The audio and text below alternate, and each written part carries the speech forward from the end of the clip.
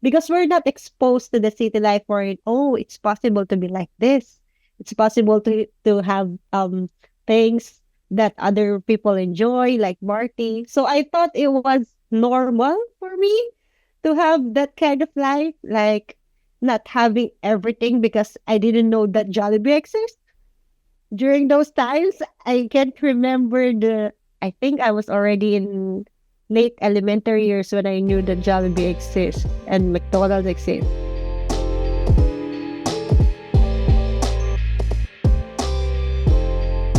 Okay, hello everyone. Welcome again to another episode of the Wellness Podcast. And today we have a new guest. She is a certified public accountant, a team lead, a financial accountant, tax accountant, audit professional, month-end close owner. She is an industry specialist, rental business specialist, system implementations lead. She is a former Deloitte auditor, an Australian accounting expert, and a process and control specialist. And welcome, Gia Rivera. Welcome to the podcast. Hello, thank you. That's a long introduction. Yes, and actually, if we have time, it will be longer because to those who do not know, I ask everyone's CV before I interview them, and then I have a look. And hers was it's just a list of accomplishments after accomplishment. In fact, if you compare it next to my CV, I would look like an idiot. Actually, so Wow, I know that. she's very accomplished for her age, which we will not discuss. But No, please stop. yeah, no, right. But how are you? How are you today, Gia? I'm good. A lot better than I was last week because I got the flu that's going around since last month, I think. So, but yeah, I'm good. Okay, well, hopefully you don't get more sick after the podcast. But let me know if you need to take a rest or what. Okay, so Gia, obviously, I've known you before, and I know your sister, I know your brother-in-law, your other brother, and your mom, and a lot more, right? So Everyone. everyone, but obviously, to those who are listening, I know that you grew up here, right? In Mm-hmm. Pampanga, but not everyone, of course, is listening is from here. As you know, Farche, we are very diverse. We have people Yes. now in Cebu, in the south, up north. It's wonderful. But tell me what it's like growing up where you came from. So, where did you grow up anyway? I was born and raised in Pampanga, near the near Clark Base. So it's one of the biggest barangay in Angeles City. So I grew up there. I went to elementary and high school there. I just went out in the city when I was doing my university days. And yeah, it's a pretty simple life. Very provinciana, as they call it in Filipino. I love that So term. Tell me more about that. What yeah. do you mean by provinciana? What is the difference between a city girl? So can I say that like Gia is a non-city girl? Let's call it. Yeah, I Okay. like the quiet life. I Although I enjoy walking in the city during my vacations, but when where I grew up, it's like a very like a chill town, not a lot of noise, the typical, everyone around you, your neighbors, the neighbors of your neighbors, everyone. When it's someone's birthday, everyone's coming together, celebrating. But right now, it changed a little. Kids are just playing inside the house. I noticed and playing their gadgets. But during our time, we're all outside. The kids are all playing patintero, Chinese garter, and all those things. Oh So wow. Chinese time garter. change. We go way back. All right. So simple, quiet. Yeah. Tell me about your parents. Mm-hmm. Yeah.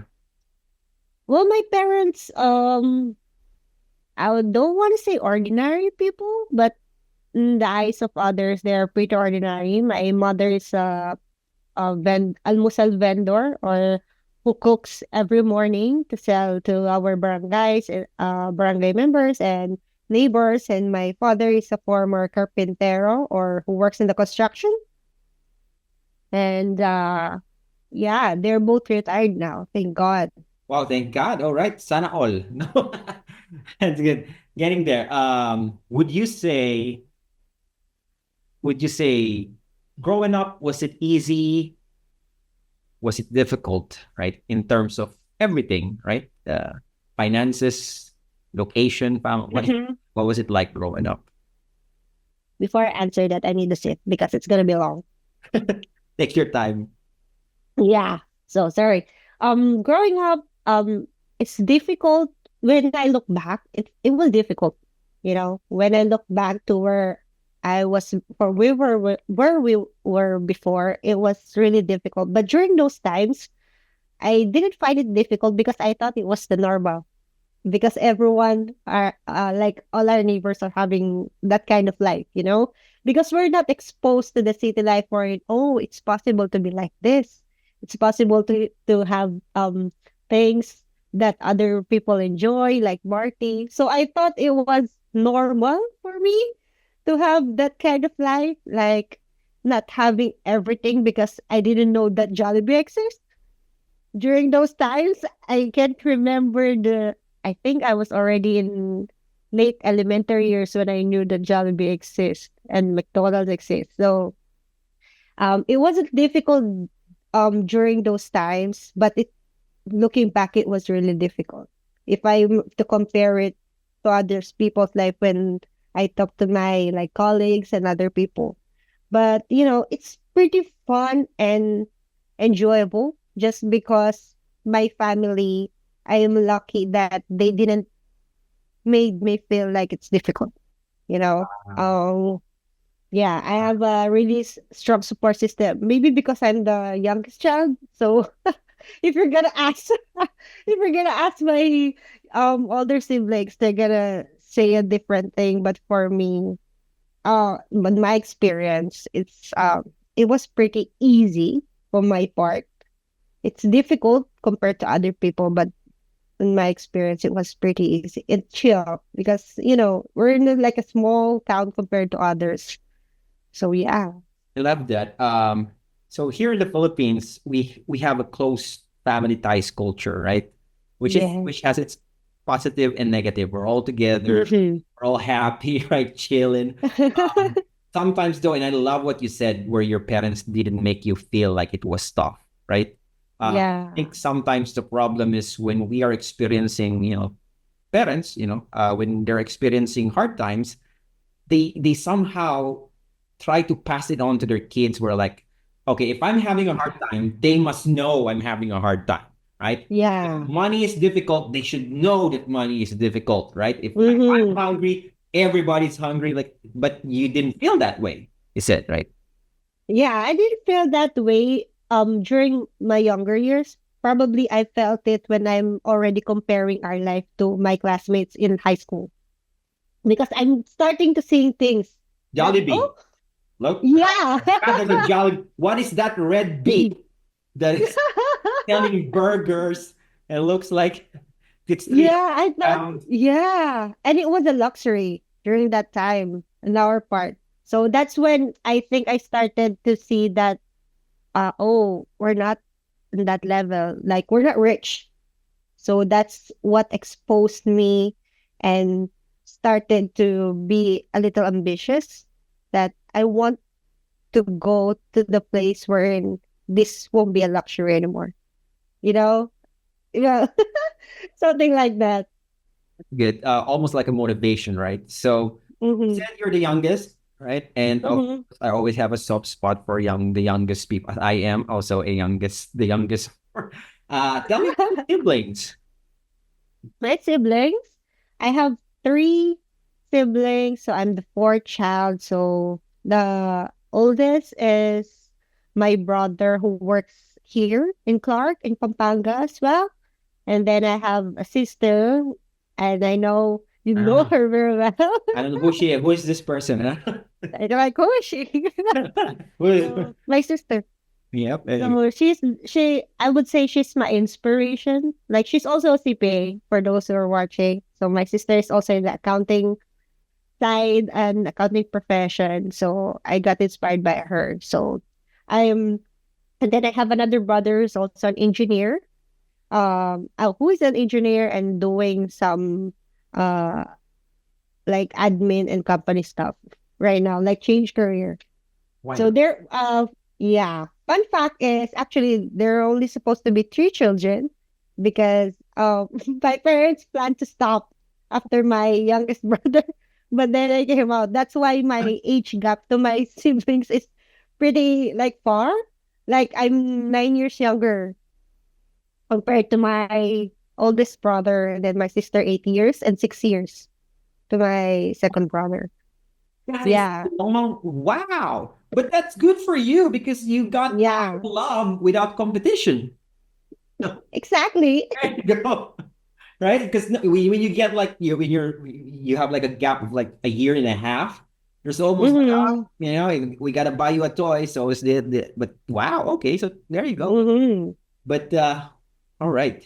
For cute, happy, good. So you were talking about you finally went to high school, right? And Yeah. this is when you started to realize and see things that, hey, what is that? How come I don't have that? Tell me more about that. Mm-hmm. How did that happen? And did you talk to anyone about it? What did you do? Did you have suddenly a plan? Like, what was that experience like? During my high school, I remember being very competitive. I'm very competitive academically in Wow. dancing, yeah, in Dancing. activities. Yeah, I used to be, I always participated in some extracurricular activities, but then you started to see things because I was a teenager back then. I started to feel like you want more things than the things that you have currently. So I was very competitive. And good thing that I have like an older sister who guided me and, enlightened me about the things that are possible that I could get as long as I work hard and study hard. Because I asked her things like, oh, is it like in the city? Because she's already in the college and things like that. So when I was in high school, I was really competitive. I wanted to get a scholarship. Wow. Excuse me. Yeah. I worked hard and studied hard to make sure that I'll go to college. Because even if my sister during my second year, I think she's already working. And in a traditional Filipino setup, it's like the first child who's gonna finish college, the one who's gonna send the little It's the siblings to college. responsibility. It's like a Yeah. horrible form of networking, right? Yeah. It's like you gotta pass the responsibility to someone else. Yes. That's why I'm very grateful to my sister if you're watching. But then my third brother, um, we went to college at the same time. That's why it's a little bit difficult. Yeah. So, um, when I was in my second year high school, I knew that we're gonna be entering college at the same time, I believe. That's when Hold on. You said the gap was huge, right? yeah, So what yeah. happened So there? because my sister is also in college, because their gap is, I think, year and a half. That's why they cannot be in college at the same time because my sister was a scholar. And since my parents cannot send my brother in college as well, so he studied vocational and started like a vocational 2 years course and then started working. But then my sister, when I was applying in college, said that she wanted to send my brother also into college so to have like a better future. That's when I thought, because I was happy because I would be the only sister who's gonna be studying. But then when I realized that we're gonna be two of us, I tried my best to get the scholarship so be a little lighter for my sister because it would be difficult to send two siblings in college. My parents couldn't do it, so eh, to have my sister like have that idea, and she already have like an idea how much it is.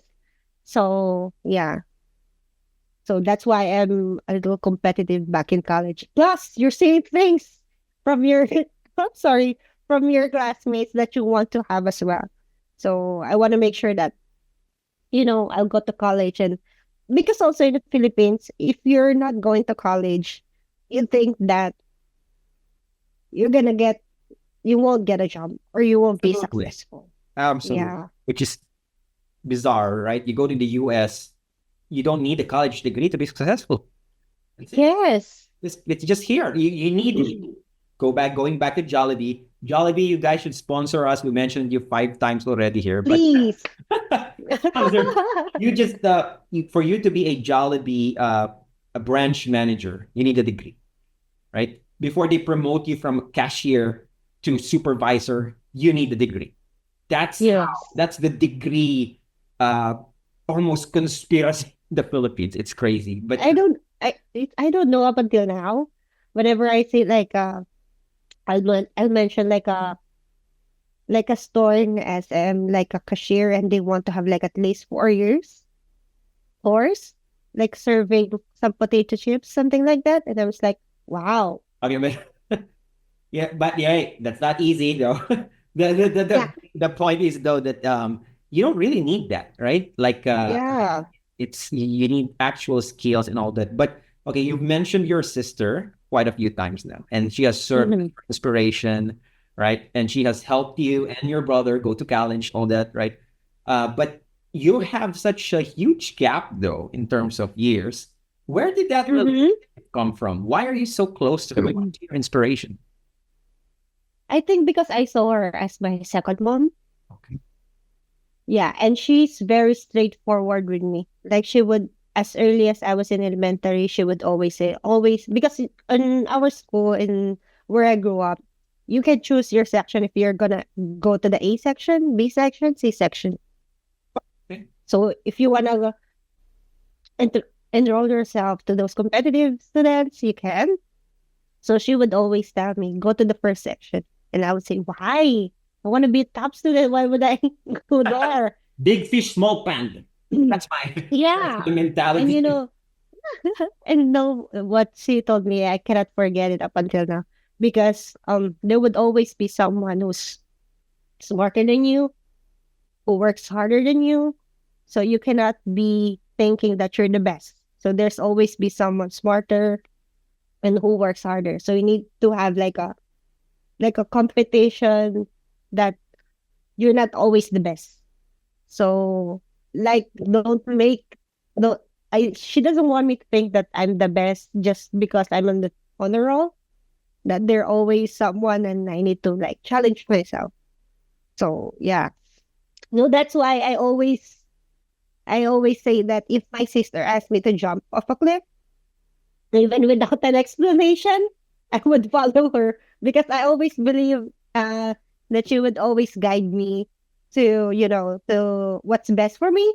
Even during my review days, she said, always choose your friends carefully in college. Because in college, it's very important to have like studious friends who will push you to study hard. At the end of the day, it's on you because it's your decision if you're gonna study or not. But it's nice to have like to be surrounded by friends who also would like to achieve like an academic achievement with you. So it would be different, she said. I didn't think much of it when I was in college, but looking back, it's really important too. This almost feels like we owe a lot to her. Like she's guided you. It's and we are can you say you're lucky to have her as a big sister, Yes, right?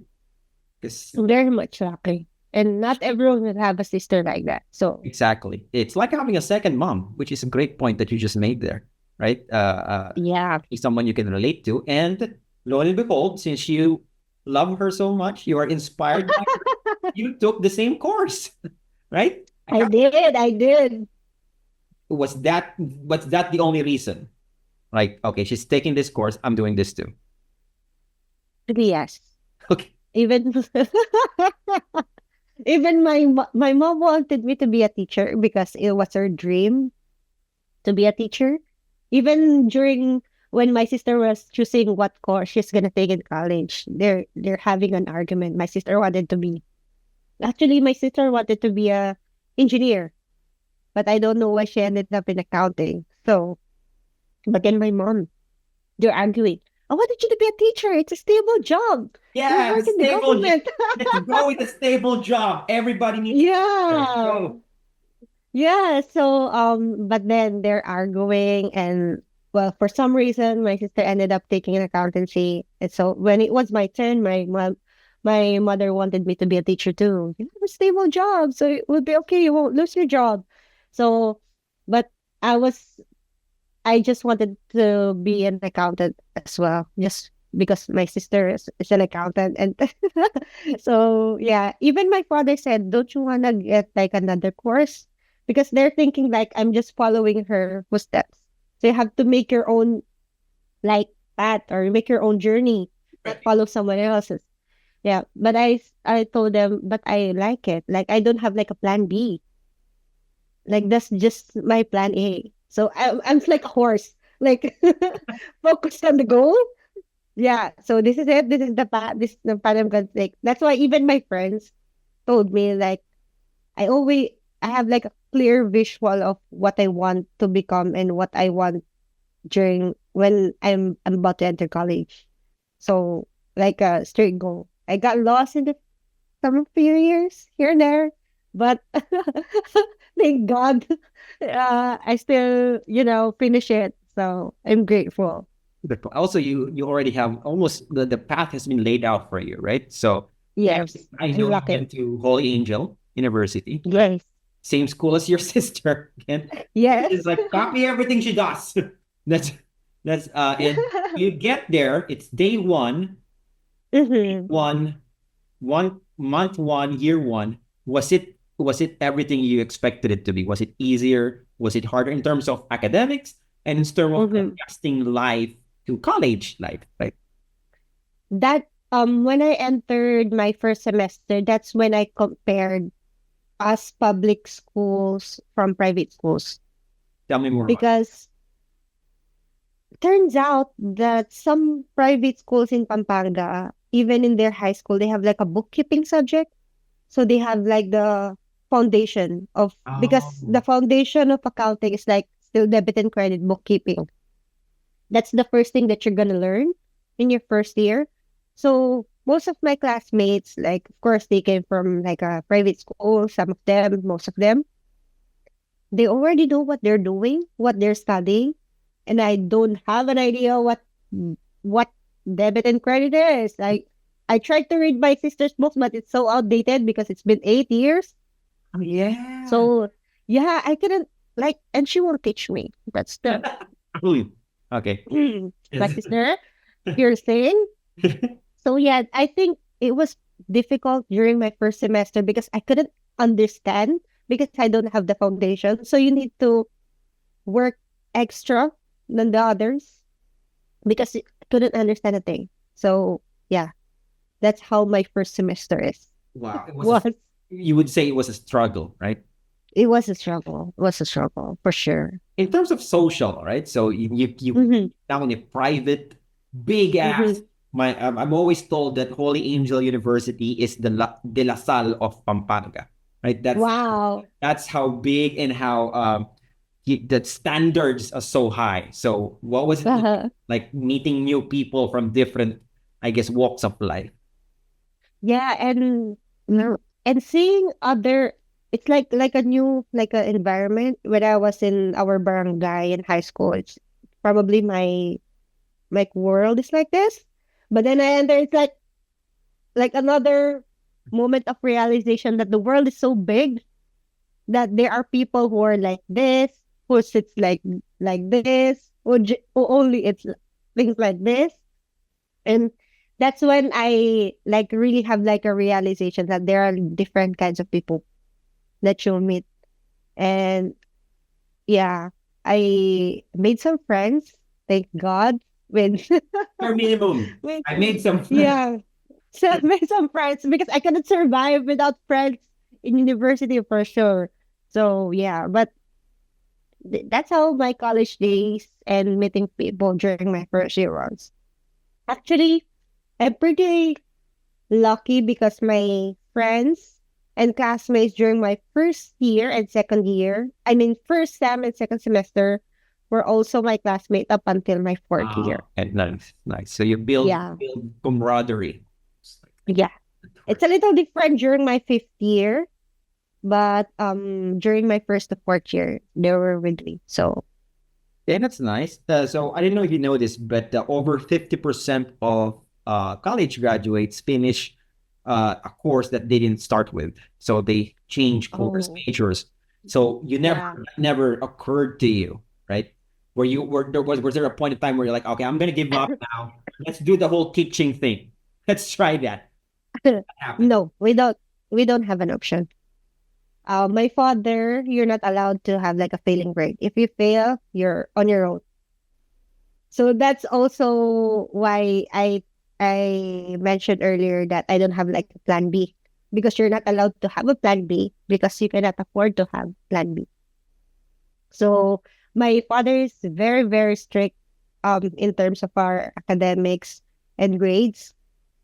And not that you need like high grades. Just don't fail it. Don't fail. Don't fail because it's expensive first, and second, we cannot afford it anymore if you're gonna fail. So it's not an option. That's why I push through. Just power through it, right? So you said first year was a struggle. You're happy to have friends. What was the point where you're like, okay, you know what? I'm pretty good at this. I'm good at Oh, accounting. When did that happen? um, I actually during my second semester Wow. when I, yeah, when I already like finally understood what I'm doing and what accounting is, and that's when I also started to excel and be recognized. So yeah, that's why not everyone will say this, but they always say, I don't like accounting. I hate accounting. When they ask me, my friends, they will roll their eyes because they'll know my answer. Like I like accounting. You Love can it. Wow. I love it that even now when I'm working, if I have free time and I don't have any other schedules, I work even during my free time. Oh, okay. All right, there you go. Hey, you know what? Yeah. Some people love partying, some people like sports, some people love video games. You love accounting. That's your thing. Accounting. But it's not easy. There Not- were times during my fourth year I cried so much because, I mentioned earlier I have like a high expectation of myself. So that's why I work harder than other people because I know I'm not the genius type of person. So if I'm not genius, I need to work 10 times harder than an average person like me just so I can be the same par as them. Not the same par, but at least keep up because accounting is pretty difficult to maintain. Also, we have like a maintaining grade. We have like a exam every summer. If you fail that, you cannot be on your fifth year. Yeah, you can no longer take the CPA board exam. You have to take it your last year because it's a double degree. So your second degree, you cannot take it to collegial anymore. You have to transfer. Oh, it's a school standard. Holy smokes. There you Yeah. go. Yeah, and it's LaSalle, I said. Because they have to keep up with their standards, right? You cannot bring them down, I guess. Yeah. Did you, was that ever a fear, like it that linger in your head, like, oh my God, I'm not gonna make it, or no? For me, no. I'm gonna be honest, no. But of course, there are fears, especially during the when the results are about to come out. I during my review because I like routine. I like making routines. So during my review, I'm scoring myself and checking what's my standing. Okay, Yeah. So they have that. All right. So, well, mm, now you're in your fifth year, you're done, you're good. Now you need to take the exam. How was that pressure dealt with? Because that's not easy because especially if like mm, other people make it and you don't, right? It's almost like you want yeah. to hide in it. How did that happen? Like take me through that process. I think it's one of the most difficult year of my life because during my 5th year in Holy Angel, I would eat alone in the canteen because I got used to, excuse me, I have like 10, 15 friends eating with me. We're doing things together, going to the CR together, bathroom together. But then suddenly in your 5th year, you're all alone. So you eat in the canteen alone. That's why I finally, during my 5th year, my class starts at 4 p.m. But I'm already in school at 8 a.m. in the library just so I can study up until 4 p.m. Because I need to catch up. Because in the 5th year, we're only 4 sections. From 20, we're only four. So I know I need to keep up because I'm not on the like a middle. I'm on the lower part of the ranking. It's almost like survival of the fittest. It's almost like Squid Game, where it's just like It is. It is. It was. That's why. I understand why other people are saying accounting is not for everyone because it's really difficult. 100%. Hard.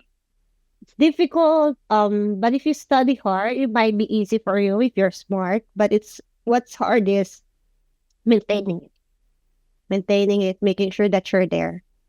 You know. Look, I'm always impressed with like CPAs, nurses.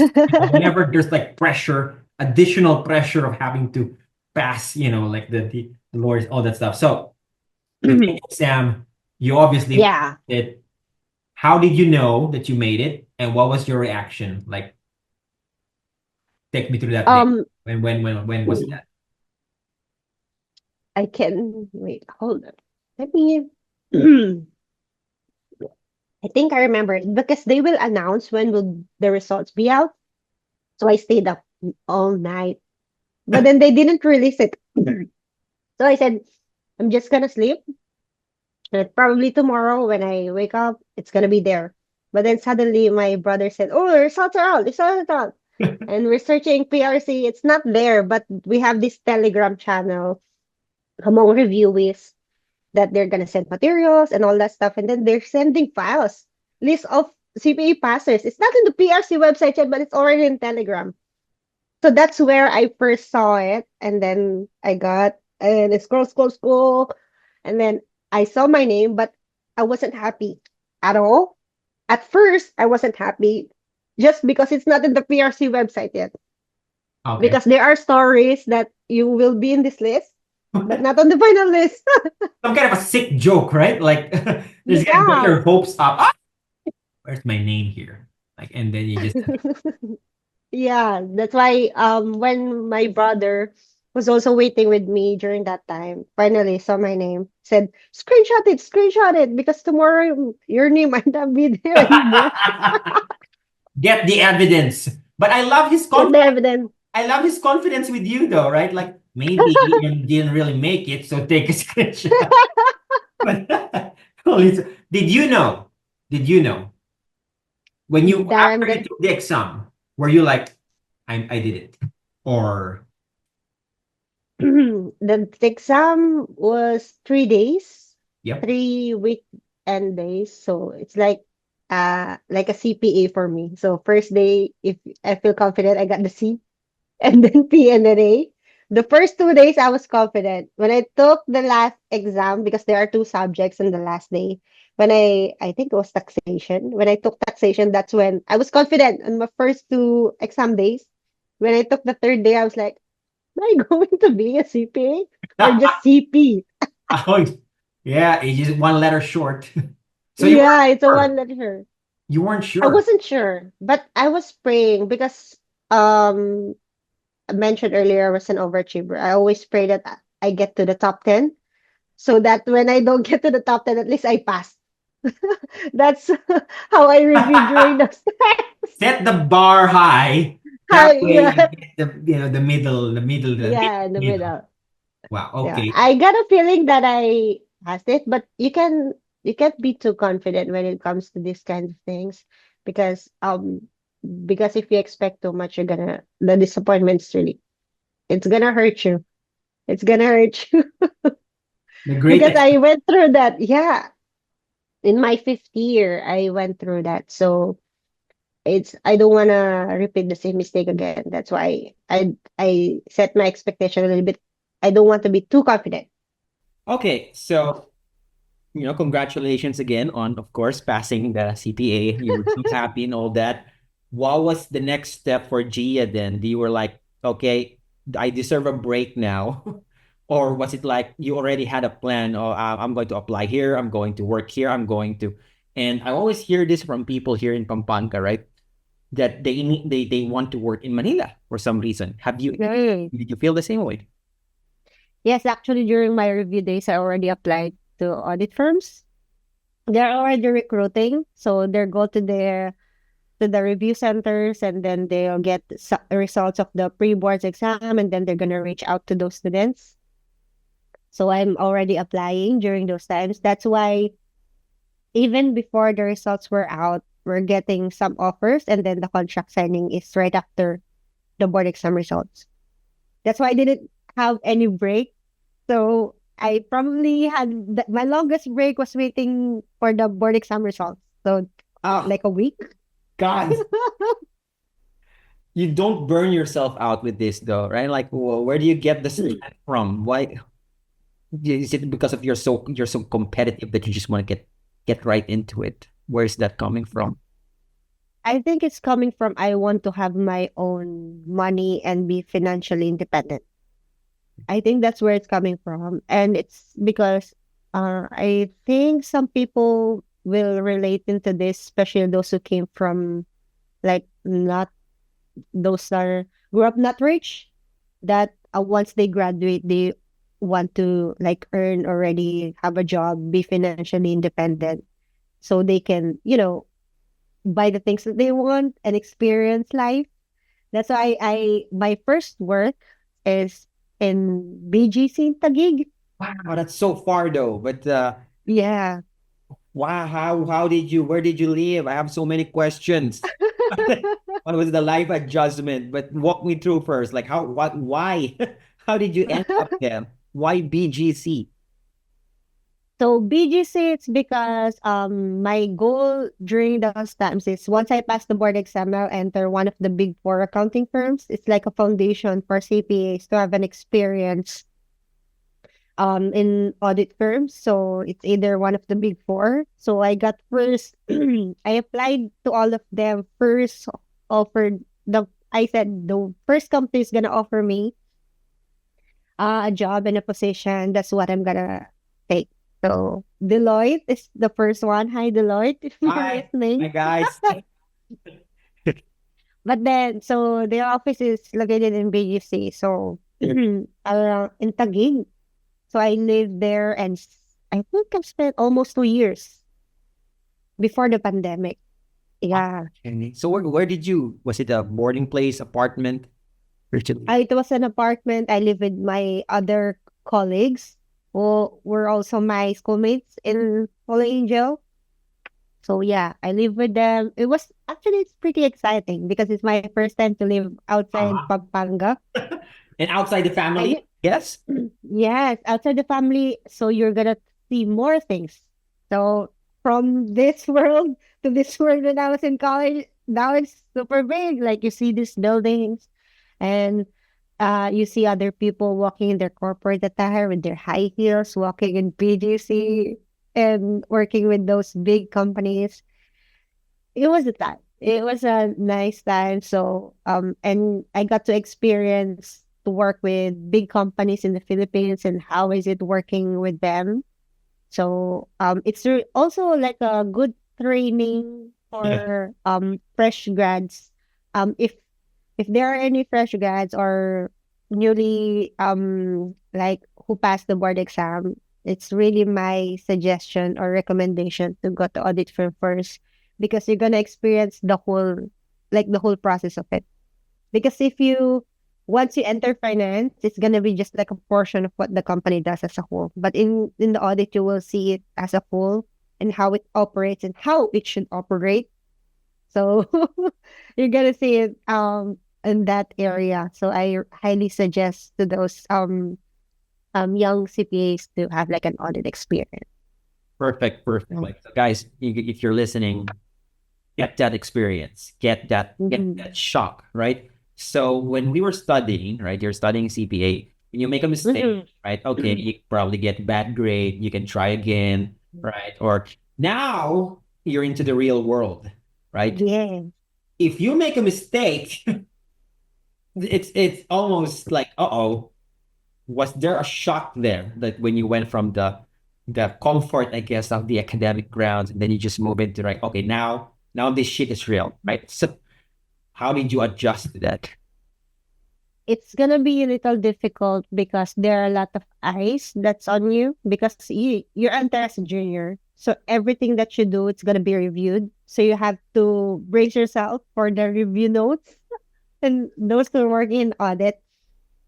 But my suggestion is since you're a newbie and actually accounting during your university days will be different from what you're gonna do in audit because you see it in books, but it's different when you're doing it in real life. So I suggest that what I did is ask questions. Ask a lot of questions, even they think you're dumb. Ask the questions because it's gonna be in your own benefit. It's nice to have it and figure out on your own, but you cannot really figure it out on your own, especially if they already have a process.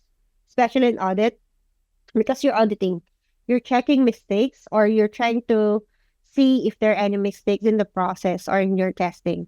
So you have to make sure that you're properly doing it. You're doing it properly because you're auditing and Yeah. it's like financial users will rely on your reports. So it's running this course 2 years. What was the point when you Mhm. realized, okay, I've got all the experience I needed. Thank you, Deloitte, but it's time for me to move on. Tell me about that. I wasn't supposed to go. I wasn't supposed to resign. I'm planning to get seconded and be sent to apply to be seconded to other Deloitte branches like Singapore or outside the country. That was my plan. I was working with my manager back then so that I could be seconded. But then COVID hits. Uh so we got COVID, so we worked from home. So I went back to Pampanga because we can work from home. Actually, it was like a vacation. Is it March? Around March to April Yep, during yep. that time. So I was in a holiday back in Pampanga and then they said like it will close down. Everything will close. So I said, oh, probably just a week or two. Yeah, So, yeah, oh, just I'll be 3 days, here. whatever. Not no Yeah, big deal. yeah, I can do my audit work at home. But then it went months, and then finally the company asked us to go back to the office. And my parents wouldn't allow me, and I don't want to go out in Pampanga because I'm the youngest child, and my parents are, getting old. And with this COVID, it scared me. I will go out again, and what will happen? That I don't want to be out if something happens and I can go back and work because it's not allowed. So I decided to resign and stay in Pampanga. That's when my offshore offshore career started. So I started and applied one of the company in Clark and started as an offshore accountant, Australian tax accountant. That's when it started. All right. What was the biggest difference there, I guess, right? From Deloitte to out. Oh, because it's the other side. Because in Deloitte, I was an auditor, auditing the things that accountants do. So the reports, their process, the company's process. But then when you're an accountant, you're doing the accounting of the company. So you're now on the company side.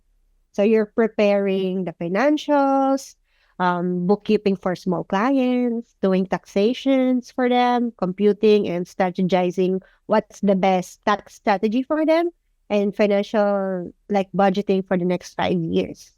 So it's pretty like it's a huge difference between the two. So that's why it's really important to have like a good foundation in audit to have like an overview of all those process so that when you transition, it won't be too hard and and you're familiar with the process already. Okay, okay. Well, that's just well there. Like, okay, but just go back a minute. during all this time, right, from Deloitte to outsourcing, you're still in touch with your sister. Like, do you still Yes, regularly talk? How did that? How is that relationship? Or you feel like, okay, I'm cool now. I'm independent now. I can do my own thing. Or do you still reach out to her and stuff? oh, we talk whenever, because there was a time that my sister was an OFW. So during my third year of college, she's already went outside and work in Dubai. Yep. So we rarely see each other, but we talk a lot, and what's happening to me, what I've been to. But Who are you whenever hanging out with? No. no, Ah, no, no. usually Who are usually you we hanging just out talk with? about work.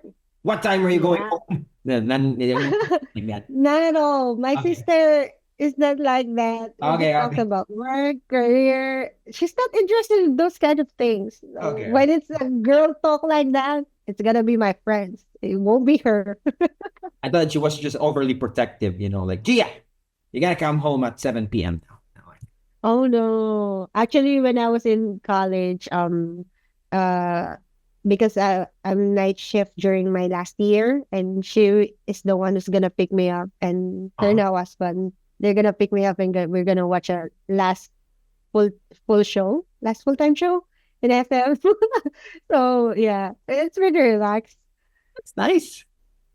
There you go. So she wasn't like a scary big sister who's like, No, okay, no, yeah, not at all. all right. Oh, so now offshoring, right? So Mhm. account. What was your biggest takeaway from that? Like, what did you gain, like in terms of, I guess, Oh, experience or skills or anything different? Because it's a huge jump, as I say, from working from a local company, right, to mm-hmm. international company where it's different culture, right, different people. So, what was your takeaway from that? Oh, that it. Oh, I think it's the time management, I would say, and they are pretty strict. So that's my takeaway. There are clients who would really want to take everything. Like if they pay you this much, they're gonna make sure they get the best of it of what they paid you for. So yeah, and actually it's not that different, because I have clients also in the during my audit days that they are offshore. Like I work with a Nigerian company as well. We're auditing because they have a company in the Philippines. So I work with their in-house accountants abroad. So it's pretty the same for the setup, but the difference is the control, probably, because in my company where I work in Clark previously, you cannot use your phone. You cannot use your phone at all. It will be in your locker, and you cannot leave your workplace. So you'll be on your desk like full 8 hours. That's almost that's almost modern slavery. That how did we get away with this stuff, right? But anyway, how Yeah. did you I think it's just manage? a company policy. I Yeah. don't want to. Come on, man. Gotta leave the workplace. But Yeah. okay. So if you wanna like take a pee, it will also be limited. Oh my It's not God. that it's not that bad, because you will have like a 15 minutes break, but it's not like what we do right now. When if I want water, I'll just go down, whatever, what time.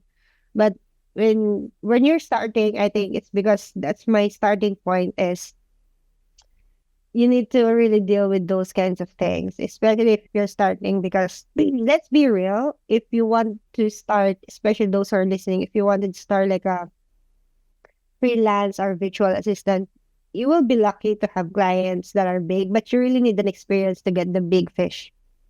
That they'll need like an experience. You need to have an experience so that they wanted to hire you. So I think I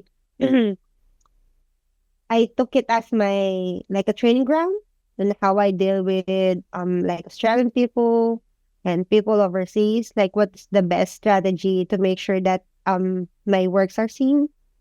that because it's important that that you let them know what you do, because you cannot just work in silence and um just pray that they notice what you're doing or good or bad, even if there is evaluation. So you have to make sure that you also play it's the politics. I don't want to say it, but you're gonna have to play it the way they want to play it. You have to play the game I for love you that. to climb the ladder.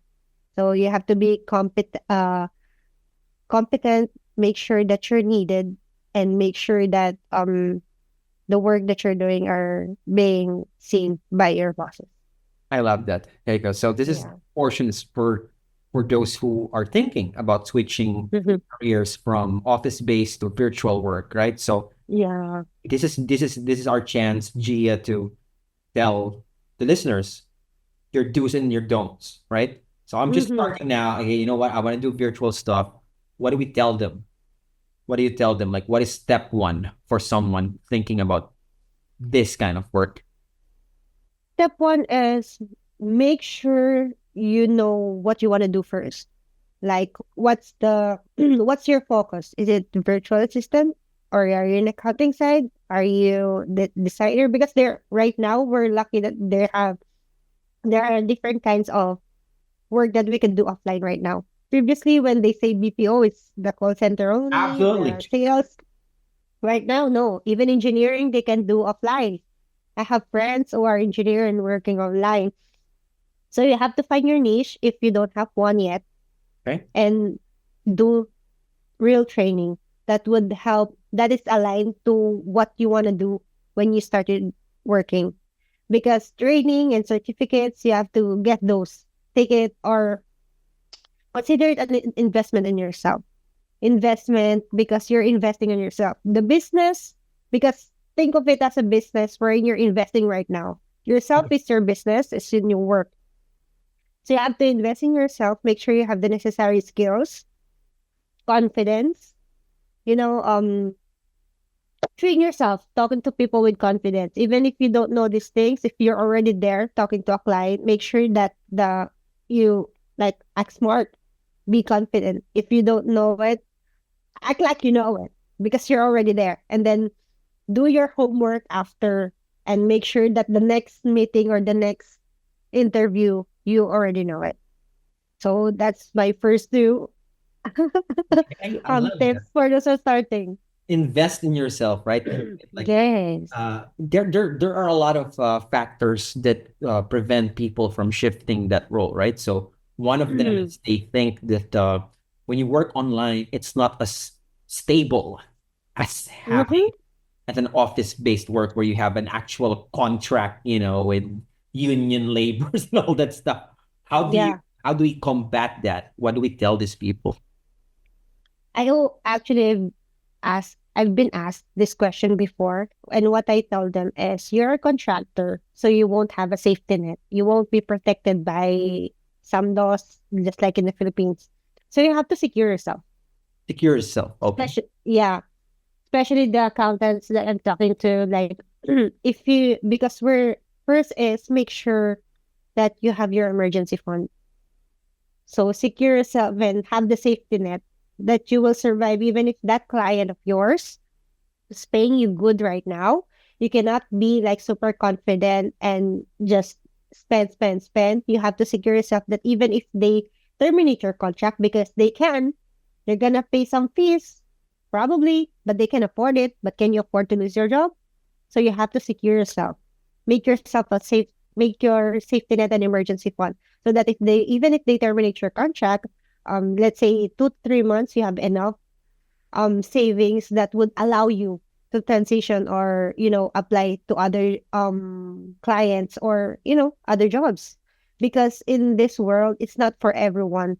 You cannot be um too confident not be terminated, because we're contractors and we're just working on contract base. So if they don't want us anymore, you can terminate us. That's why you invest in yourself, make sure that you're needed and you're working and making output for your clients that they wanted. So that's what I tell people to when they said, oh, there's no like we're not Security. protected. Yeah. Yeah. Sounds security. And no. Yeah, security. No, you secure yourself You secure yourself. because you secure yourself because as I mentioned earlier, your business is yourself. So you have to secure yourself. You secure your business because that's what's, paying the bills. I love that. There you It's go. you. Yeah. Okay. That's the answer. Secure yourself. You only have yourself to rely on. That's perfect. Yeah. So that's kind of like being your go-to thing. You're doing this outsourcing. You are now a team lead. Congratulations. Yes. Right? Thank How is you. that? Because that is something that I really do not like to do, leading people. So how does this all work being a team lead? Actually, it's I wouldn't say difficult but challenging because you want to make your teammates happy and the management happy at the. Oh, fine line. So yeah, it's a fine line to making sure that because in the company that I'm working right now, there are a lot of changes that are happening. We are implementing things, systems, and of course, the team will have distanciation, and the management would want to um train them immediately. But then, of course, during the implementation or testing, they're not really like involved. They're really involved after if the system is already. And of course, if they want to have like actually, it's not supposed to be me, but if they're asking if they increase or something like that. So you kind of play the two role of making sure that they are valued, they are confident as well, well trained. That's what I like to do. There all should always be training, like it's like a renewal training. Make sure that you're still competent, and so that the management is happy. If the management is happy, everyone is happy because the contracts are being extended. So yeah, so I think that's the challenging part of it, making sure everyone's happy and doing your job at the same time. I gotcha. Right. How do you tell someone they're not doing their job well? Um, I would suggest first is I'll ask them what work they find difficult. Like with all the work that we're doing, what do they think that's most difficult for them, and if they need training for it, and I would suggest some training because there because we have like matrix that would tell that this person is not doing the best in here and here and here. So that helps me to identify which area do we need training so that they can improve. And if that is the issue, because there are other issues like if they working, is it personal? That's a different kind of issue.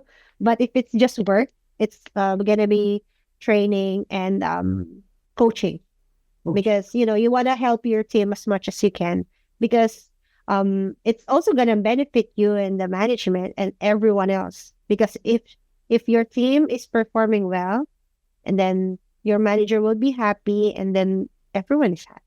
Everybody's happy. So yeah, we Yeah. all work in the same shift, so you should all work together so that it would sail smoothly.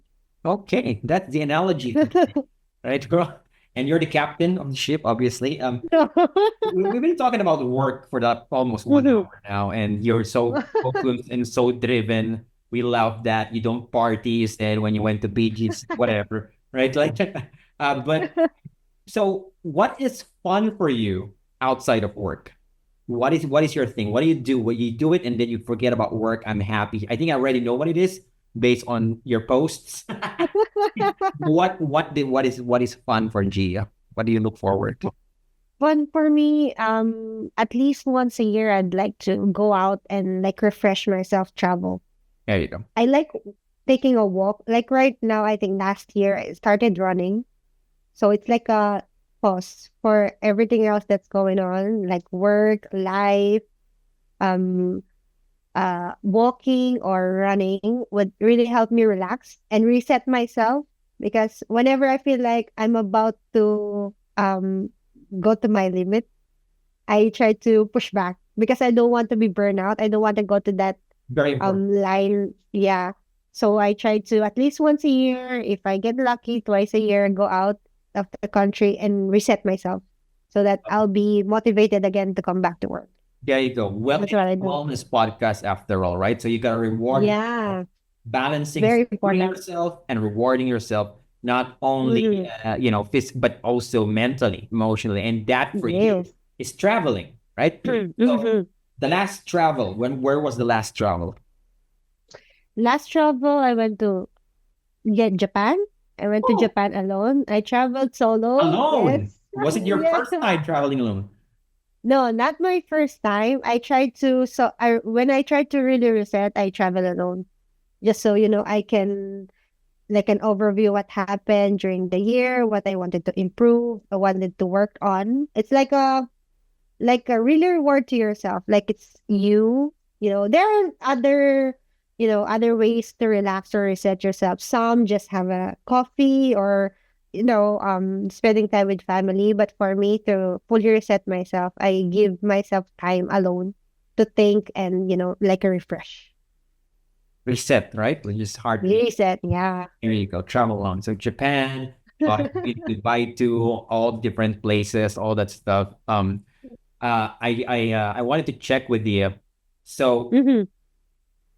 you came from very humble beginnings, right? You said, and to the Yeah. point where it's almost like it's a luxury going to Jollibee for you, right? Um, did you ever Mhm. imagine that you will be where you are now? Where you know what? I'm tired. Let me go to Japan. Right? That's where you are now. And that's okay. You worked hard, right? So what did you ever think this would happen? Not exactly what I am right now, but when I was younger, I was ambitious and I would always picture myself to have nice things. I don't know other cars back then. All I know is Jaguar. So when I was younger, I said, I'm gonna have a Jaguar. No, I don't know the other cars, BMW, Audi. I don't know those, but I just know Jaguar because I remember seeing it in I think it's a magazine or a TV, like Jaguar is expensive, things like that. And it's like, I'm gonna have a Jaguar one day.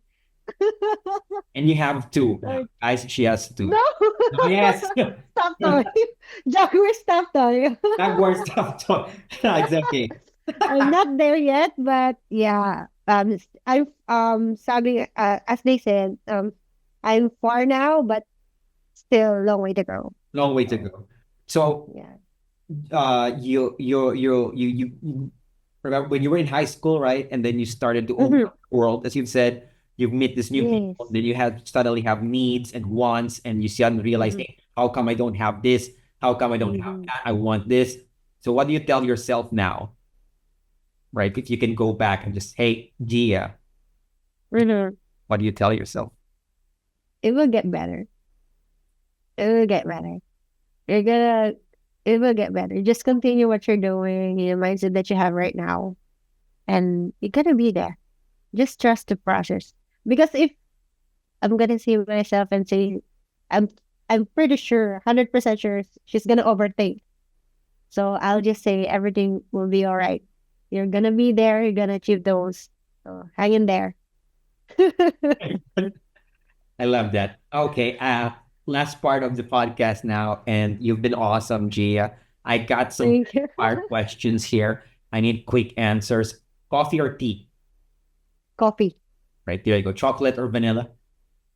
vanilla, Morning person or night owl? night out, Like planner or go with the flow? planner. All right. Travel or staycation? Oh, travel, Of course. 100%. Buying experiences or buying things? Yes. Buying experiences, Sweet snacks or salty snacks?